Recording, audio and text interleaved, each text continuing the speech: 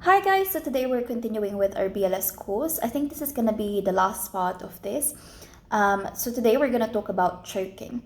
We're going to discuss the different signs of choking for mild and severe cases, as well as the actions or the steps that we need to take to help relieve obstruction in the airway in an adult, in kids, and in infants. Choking happens when a foreign body obstructs our airways. So this obstruction can either be mild or severe. Signs of mild airway obstruction include good air exchange, can cough forcefully, and the patient or the victim may wheeze in between cough attempts. So what are the actions that we need to take when we see someone having a mild airway obstruction? So first of all, what we need to do is we need to not interfere with the person's attempt to relieve their obstruction. So as long as there's good air exchange, we just encourage the victim to cough the obstruction out, to get it out of their airways by coughing. However, what we do not do is leave the victim. We stay with the victim and monitor how the situation pans out, because this mild airway obstruction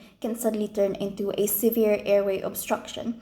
And if that happens, we need to activate the emergency response system. Signs of severe airway obstruction include poor air exchange, the clutching of the throat, being unable to speak, being unable to cough, or really weak cough efforts. We can also hear high-pitched noises when the victim inhales, so this is called stridor, or we may not hear any noises at all.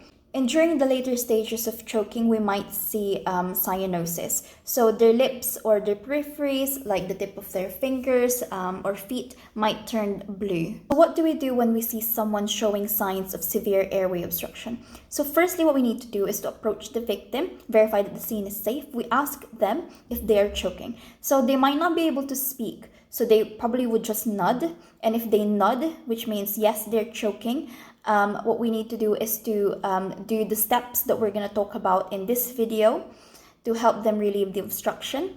And if this progresses, or if we're unsuccessful in our attempts to get rid of the obstruction, then they might fall unconscious. And if they do fall unresponsive, we need to start CPR. If there's anyone else around us, we tell that person to activate the emergency response system and get the AED. If we're alone, what we need to do is to provide 2 minutes of CPR first before leaving the patient to call the emergency response system. After leaving the victim to activate the emergency response system, we attend to the victim again. So we go back to them again and immediately resume with our compressions. So if we see signs of severe airway obstruction in an adult or a child, we go to the victim and we ask them, are you choking? And probably they won't be able to speak, so they would just nod.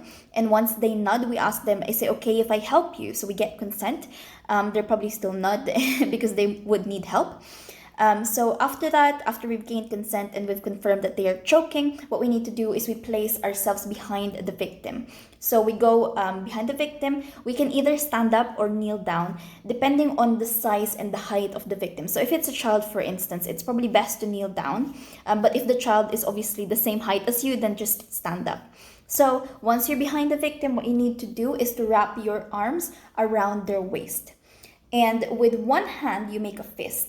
And that thumb side of the fist you place in the midline and then above the umbilicus, but well below the breastbone. So kind of like there. And with the other hand, you grasp this fist, this hand, and what you do is you press hard against the patient's abdomen with quick, forceful, upright thrusts. So for pregnant women or obese victims, we can perform chest thrusts instead of abdominal thrusts. What do you do if the adult or child becomes unresponsive?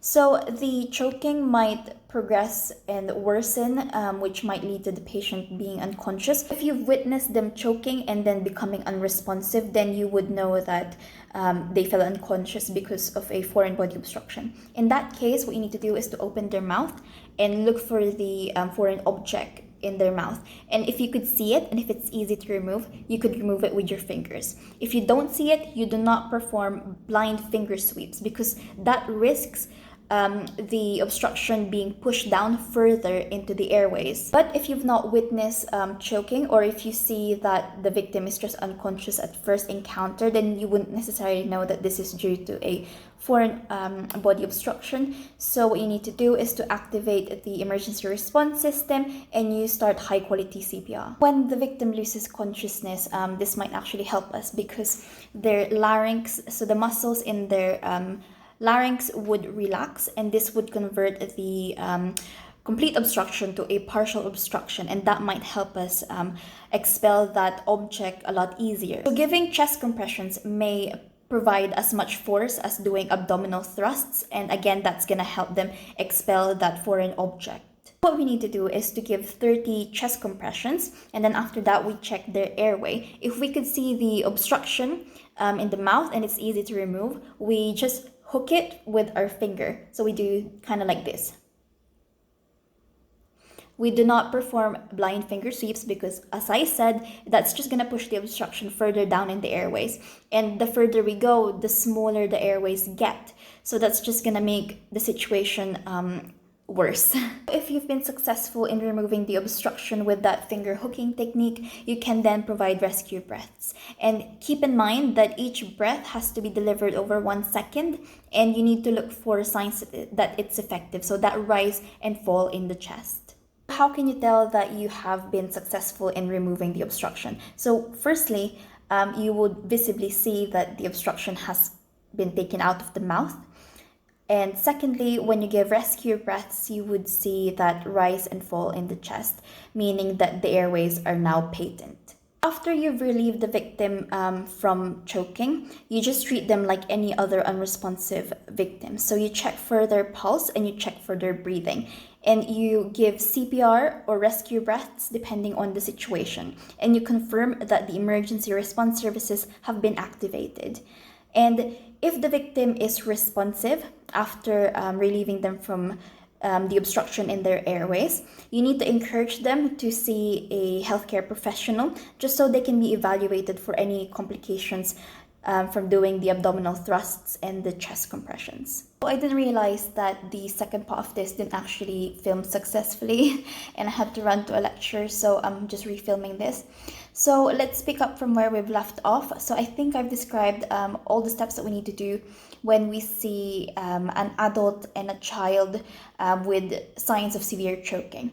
So now we move on to what we do when we see an infant with signs of severe choking. So first of all, let's describe the signs of severe choking in infants. So when an infant has like an obstruction, like a complete obstruction in their airway, obviously they will panic and they will try to cry. But because their airways are obstructed, no sound will be coming out. So they would be in panic. So that means they'll be moving around. They'll move their hands and legs around. But you can see that they're trying to cry, but no sound is coming out. So you won't hear any audible noises or sounds. So no crying, no coughing. They might not even breathe. In the later stages as well, you might see them turn cyanotic, so their lips and their peripheries might turn blue. We know that the infant's head is heavy and their neck is not very strong just yet.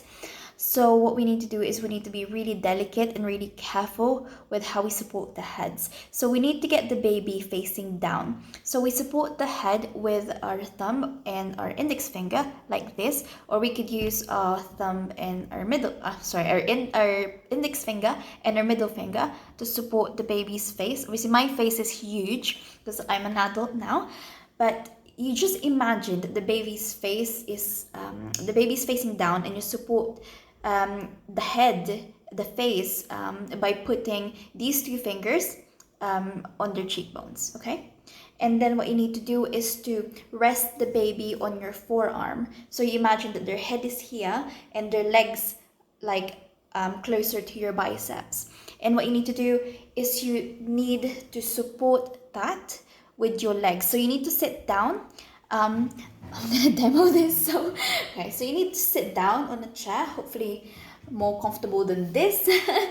And the baby is here. So this is where the baby's head is, and it's facing down, and this is where the baby's legs are. So what I need to do is to support this between my legs so that the baby doesn't fall, because the baby is going to be moving around because it's panicking, there's an obstruction in the airway. But what you need to remember is that the baby's head has to be at a lower level compared to the chest and the torso, just so when we deliver the back slaps, gravity would work with us. So what we need to do is, baby's head is there, facing down. The back is here, like around this region. And I need to give 5 forceful back blows between the baby's shoulder blades. So I need to do 1, 2, 3, 4, 5 back blows. And with each back blow, just keep in mind you need to have sufficient force to try dislodge that foreign object that's obstructing the baby's airway. So it has to be forceful. Don't just lightly tap. That's not going to work. And with each blow, you need to look if the foreign object came out, because otherwise you'll just be slapping the baby for no reason. So check with each back blow if the foreign object has been dislodged out from the baby's airway. After giving the baby 5 back blows, you need to turn the baby over so that the baby is facing up. So let's just imagine again that the baby's head is here.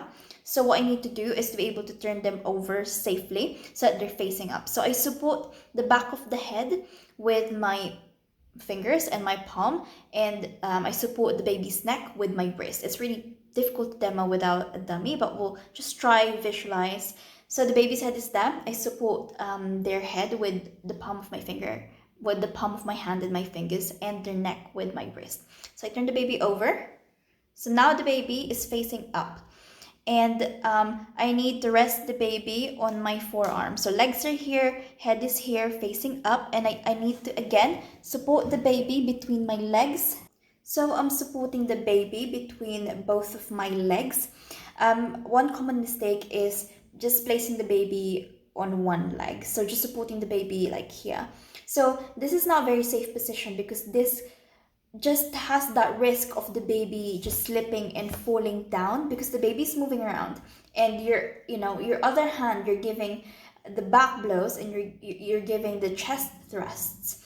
Therefore, you only have like one hand to support the baby, and the baby could move around while you're doing this. So the safest way to make sure that they don't fall is to keep them between your legs. So support them between your legs. Okay, so now let's get back to where we were. So the baby is now facing up. We've done our 5 back blows. We've turned the baby over, and the baby is now facing up. The legs are here. The head is there. Again, we need to what I'm doing. So we need to get the baby's head at a lower level compared to the chest and the torso, so that again gravity would hopefully work with us. So now what we do is we locate the nipple line. We put 2 fingers below the nipple line, and we deliver 5 quick forceful chest thrusts. Again, each thrust with sufficient force in attempt to dislodge that foreign object.